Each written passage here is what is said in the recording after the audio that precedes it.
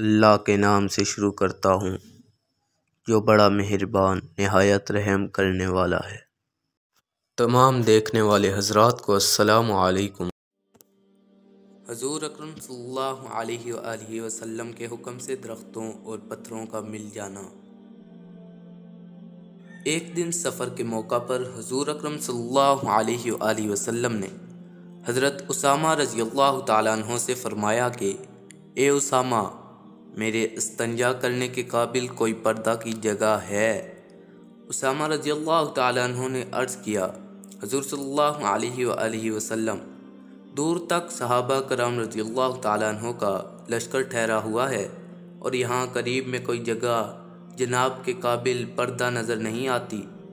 یہ سن کر حضور اکرم صلی اللہ علیہ وآلہ وسلم نے فرمایا، دیکھو اے اسامہ رضی اللہ تعالیٰ عنہ، یہ درخت کھجور کے جو الگ الگ کھڑے نظر آتے ہیں اور یہ پہاڑی پتھر جو دور دور پڑے دکھائی دیتے ہیں، ان کو حکم دو، ان سے جا کر کہو کہ جناب رسول اللہ صلی اللہ علیہ وآلہ وسلم فرماتے ہیں کہ درختوں تم آپس میں مل جاؤ اور پتھروں تم درختوں کے بیچ میں دیوار بنا کر تیار کرو۔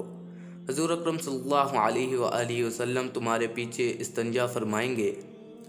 حضرت اسامہ رضی اللہ تعالیٰ عنہ کہتے ہیں کہ میں حضور صلی اللہ علیہ وآلہ وسلم کا یہ پیغام لے کر درختوں پتھروں کے پاس گیا۔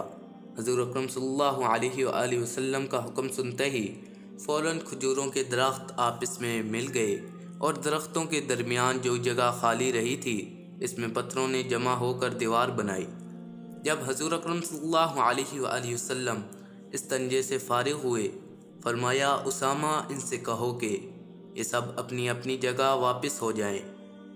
یہ سن کر حضرت اسامہ رضی اللہ تعالیٰ عنہ نے اشارہ کیا، پتھر درخت سب الگ الگ ہو کر اپنی اپنی جگہ چلے گئے۔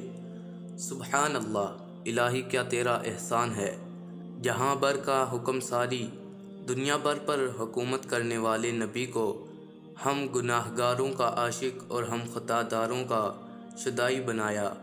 ہمارے غم نے انہیں راتوں رلایا، ہماری فکر نے انہیں بہت جگایا اور کم سلایا۔